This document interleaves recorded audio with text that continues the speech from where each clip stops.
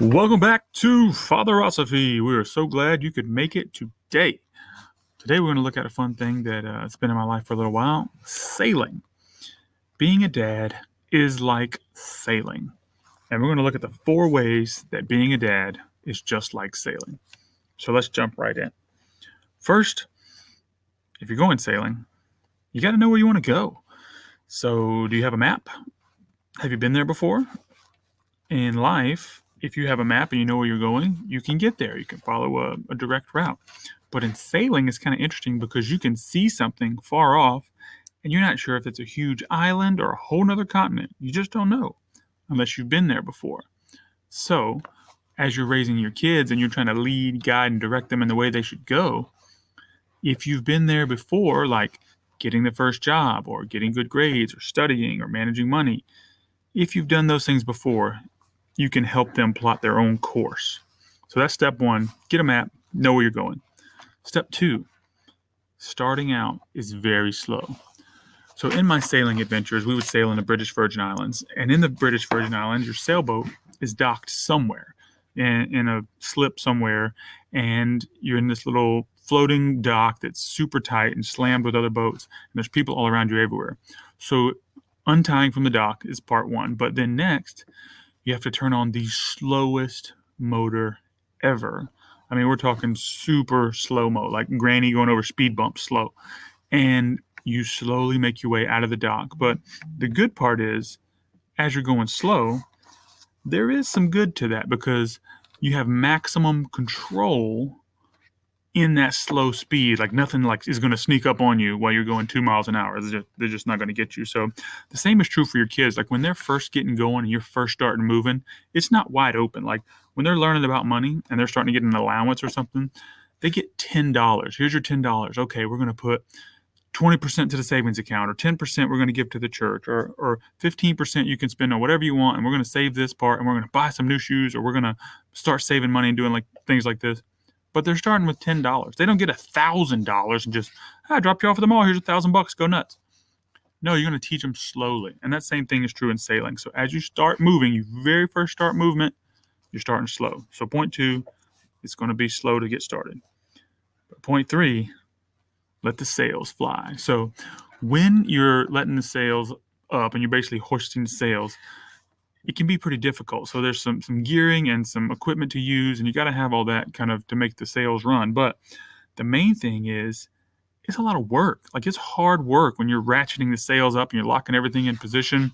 It takes a couple people, and sometimes it may take more than a couple people, but depending on the boat you're on. But in my sailing experience, once we got the sails going, started moving, you really had to ratchet down on those gears and everything to make sure the sails go all the way up to the top so you can maximize your actual sailing experience.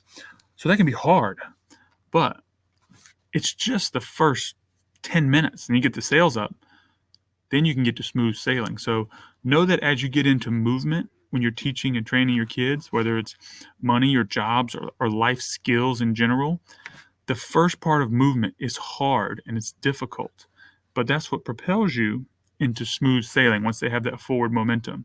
Because once the sails and everything are raised and the wind catches and they start moving, the hard part is over now. Now it just leads to the steering part. And that takes us into point number 4. Point number 4, you might have to tack a little bit. So when you tack, that's a kind of a sailing term, or you go back and forth basically. Typically when you're sailing, the wind never blows exactly where you want to go.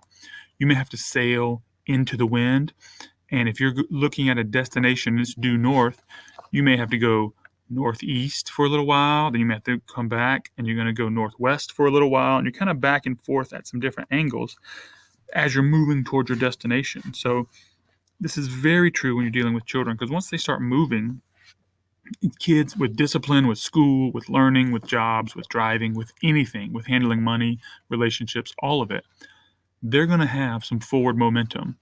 And their direction may not be the course that they need to be on, and it may not be the course you want them to be on, but they do have forward momentum. So as that momentum is moving, you have to teach them and train them, all right, we've gone this way long enough. Now we're going to slowly turn back the other direction, and we're going to head back the other way. Now it's a little bit of a different direction, but it's not a full stop. and change course drastically to go straight to where I'm telling you to go. You have to go to this direction. If you turn your sailboat and point it directly at where you want to go, the wind will die, the movement will stop, and you'll have no more forward progress. So, how do you think that affects kids? Same exact way. As you're moving through life, and as your kids are moving on a certain path, you may not like that path, but they do have forward momentum. And you have to help guide and steer that momentum. And it may go from one side past the direction they need to go to the other side, but that allows that forward momentum to keep moving, and they're heading in the general direction they need to go. So it may go from having relationships and parties and handling money and all the things they're doing.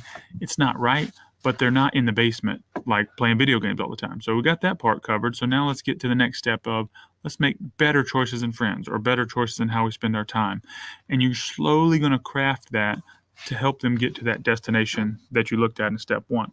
So recap. Step one, got to have a map, or you got to know where you're going and you've maybe been there before. Step two, got to get started, and it's slow going when you get started, when you're coming out of a crowded area and out of a dock and everything like that, and it's slow with the kids and new skills and new stuff. Step three, let the sails fly.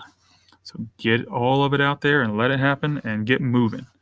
And step four, you may have to tack a little bit and go back and forth and not be pointed straight at your destination. You may have to move around it a little bit and adjust how you get there. But the encouraging part is you will get there. So thanks for listening today, guys. Hope that helps out in a little ways, and we look forward to seeing you again tomorrow. We'll be back in action. Thanks.